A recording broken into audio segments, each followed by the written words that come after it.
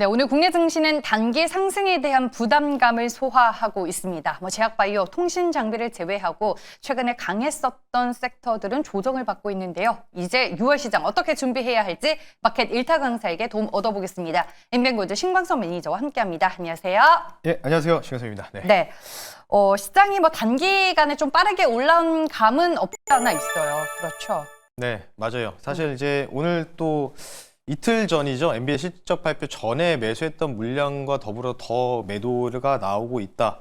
그 물량 이제 개인 투자분들이 좀 받아주고 있다라고 보고 있는데 중간중간에 변동성이 있는 뉴스들이 계속해서 나오고 있습니다.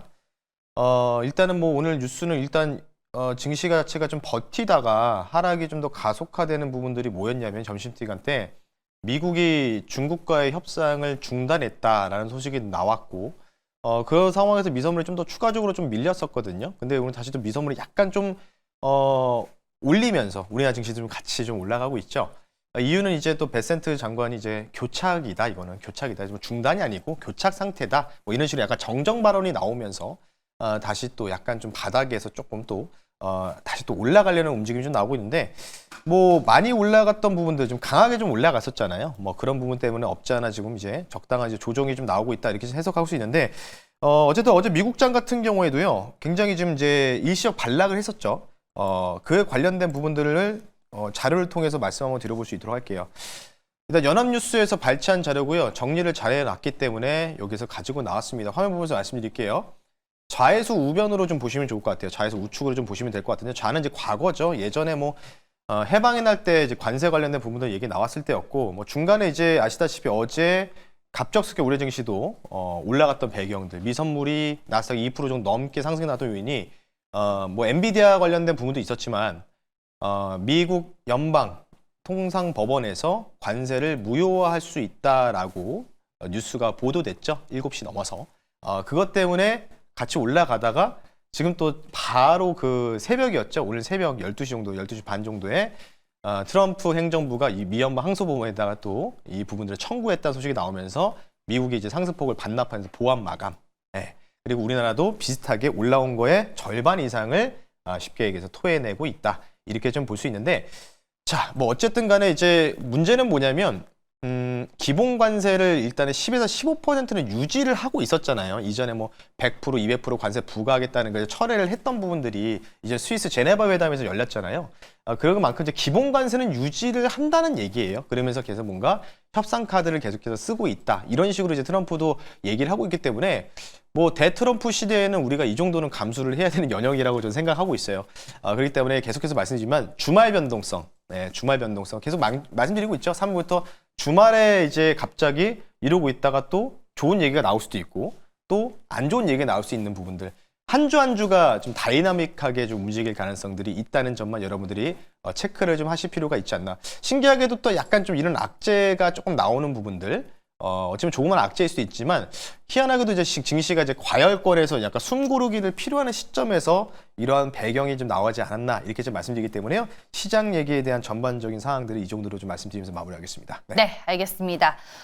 저희가 이제 관세와 관련된 얘기로 오늘 시작을 해봤고, 우리가 시장에서 상당히 의미 있고 중요하게 봐야 할 뉴스는 그러면 뭐가 있을까요? 저는 오늘 뉴스가 이거가 나왔어요. 오늘 이제 12시 정도에 점심때 이 뉴스가 나왔거든요. 바로 이거를 좀 보시면 좋을 것 같아요. 드디어 외국의 위대한 뭔가 적에도 위성 통신이죠. 스타링크 그리고 원웹이 이제 드디어 한국 시장을 본격화한다는 뉴스가 보도됐습니다. 그냥 간단하게 좀 읽어보겠습니다. 스타링크 코리아를 통한 국내 서비스 제공 가능, 그리고 원웹도 따로 있죠. 그리고 아마존에서 또 하는 것도 있고요. 전반적으로 이제 국내 기업과 이제 파트너십을 맺어서 적에도 위성통신 관련된 부분들에 대해서 이제 승인이 떨어졌습니다. 승인. 과기부죠. 과기부에서 승인이 떨어졌어요. 그러면 이제 고객 입장에서, 우리 입장에서는 좀 다양하게 좀 쓸 수 있는 가능성들이 좀 내포되고 있고, 그럼 이제 참 신기하게도 그럼 이제 배 위에서 혹은 비행기 안에서도 이제 할 수 있는 거잖아요. 인터넷에. 그렇죠. 약간 비슷하게 보시면 좋죠. 우리가 좀 엘리베이터 타면은 약간 잠깐 끊긴 현상이 나올 수 있는데 이것도 이제 해결이 되는다, 이렇게 좀 보고 있는데, 자, 어쨌든 SK텔레콤 사건도 있었고 전반적으로 좀 어질어질했었잖아요. 이게 경종을 울리는 뭔가 한국 진출이 좀 시도가 되지 않았나, 이렇게 생각하고 있고 지금 이제 기사를 한번 찾아보니까 한 3개월 뒤면은 이제 서비스가 이용이 가능하다고 해요. 이제 중간에 이제 마지막 관문이 좀 남아 있는데 어느 정도 이제 과기부에서 정부의 승인이 떨어진 만큼 관련된 부분도 3개월 뒤. 그러니까 우리가 볼 때는 이제 가을 정도가 들어가면은 이와 관련된 서비스들이 좀 출시가 될 가능성이 높다. 이렇게 좀 말씀드리고 싶은데 굉장히 저는 좀 의미 있는 뉴스가 나왔다고 생각하고 있습니다. 그러다 보니까 이제 이게 6월 3일 날 이제 대선이 얼마 안 남았잖아요. 이제 이틀 정도, 거래 기준이 이틀 정도 남은 상황이고 우리는 이제 월요일 하고 화요일은 못 뺐는데 이 상황에서 또 제가 볼 때는 대선 이후에 또 이쪽에 대한 부분들에 대한 또 트렌드가 또 생길 가능성이 높지 않나. 이렇게 생각하고 있거든요. 뭐 안 그래도 여러분 지주사도 올라가고 지금 뭐 키움증권, 증권주들 많이 올라간다는 뜻은 무엇일까요? 차기 정부에서 어떤 인물, 어떠한 대권 주자가 당선이 되든 돈을 뿌린다는 얘기입니다. 돈을 뿌린다. 돈을 뿌린다는 얘기거든요. 그러면 이 테마가 지속성 여부가 좀 더 본격화될 가능성이 높다. 그래서 준비를 했어요. 당연히 다시 또 대선 후보 공약별을 분석을 좀 해봐야 되겠죠? 네. 자, 마찬가지로요. 근데 다 좋아요. 그러니까 마지막만 보시면 좋을 것 같아요. 시황에서 그냥 읽어보시면 좋을 것 같고 디테일하게 좀 이제 각 후보별로 요약본을 좀 가지고 나왔거든요. 근데 이제 마지막은요. 결국은 뭐냐면 모두 새 후보 대선 주자 모두 우주항공 산업에 대해서 굉장히 적극적인 투자가 이제 보이고 있다. 실제로 이제 이재명, 김문수 후보 이 두 분은 이에 관련된 뭐 우주항공청이라든지 이쪽에도 부지도 방문했던 만큼 어느 지역에다가 이쪽으로 뭔가 우리가 부지를 마련하고 그 안에 센터를 좀 건립을 하겠다는 의지도 좀 표명을 했던 사실도 있기 때문에 아마 또 이쪽에 대한 부분들에 대해서 이제 돈을 제가 뿌린다는 거는 여러분한테 돈을 뭐 나눠주는 것도 중요하지만 이쪽에다가 뭔가 투자를 한다는 거거든요. 투자를 하면 어떻게 될까요? 부지를 사고 또 건축도 하고 이러려면 또 그와 관련된 또 뭔가 이제 인프라가 조성이 되려면 뭐 뭔가 이제 인력도 필요하다 보니까 자연스럽게 뭔가 활성화되지 않겠습니까? 그 관련된 부분이야 보시면 좋을 것 같기 때문에 제가 그래서 오늘 내용 결론은 이렇게 좀 보고 있어요. 그러니까 다 좋다. 다 좋은 상황이고 대선 이후에 좀 변동성이 좀 나올 수는 있겠지만 인선 기간이 있다 보니까 분명히 그 인선 기간이 나올 때 변동성이 나오더라도 우리가 이쪽에 대한 관련주를 편입을 해야 된다는 점. 그 부분을 좀 강조드리고 싶기 때문에 오늘의 결론은요. 이렇게 좀 적용해봤습니다. 누가 되든 간에 공약에서도 살펴나오죠. 우주항공 쪽은 간다. 그렇게 좀 말씀을 드릴 테니까요. 그 관련주 대장 종목 잠시 뒤에 한번 말씀 한번 드려볼 수 있도록 하겠습니다. 네. 대내적인 모멘텀으로도 풀어주셨는데 대외적인 모멘텀도 있습니다. 앞으로 2026년 빠르면 그리고 2027년에 옵티머스가 스타쉽을 타고 이제 화성으로 갈 수도 있다. 뭐 이런 모멘텀까지 있는 상황인데 왜 웃으시죠? 로봇이요? 네. 로봇이 그거 가능할 수 있을 것 같아요. 오늘 뭐 관련 기사가 났어요. 일론 그래요? 머스크가 네. 그렇게 얘기를 해가지고 제가 말씀을 드리는 건데. 네, 알겠습니다. 저는 못 봐가지고 오늘. 네, 알겠습니다. 네, 그래서 오늘 저희 1타 종목 바로 만나볼게요. 우주항공 쪽에서 뭘 공략해야 될까요? 뭐 대장은 딱 한 두세 종목밖에 없어요. 관련된 스페이스X 원앱 관련된 이 회사와 쉽게 조인하고 있는 회사를 좀 가지고 나왔고요. 종목명은요. 현재가 48,400원이고요. 현재가로 편입하고요. 종목명은요. 세트랙 아이라는 종목을 한번 편입해 볼 수 있도록 하겠습니다. 네, 하나에어로스페이스의 자회사 아닙니까? 네, 하나에어로스페이스 주주세요. 왜 이렇게 되게 강조를 하시면서. 강조가 아니에요. 이게 좀 숨겨진 하나그룹. 그렇죠. 자회사죠. 지분 갖고 네. 있으니까. 네.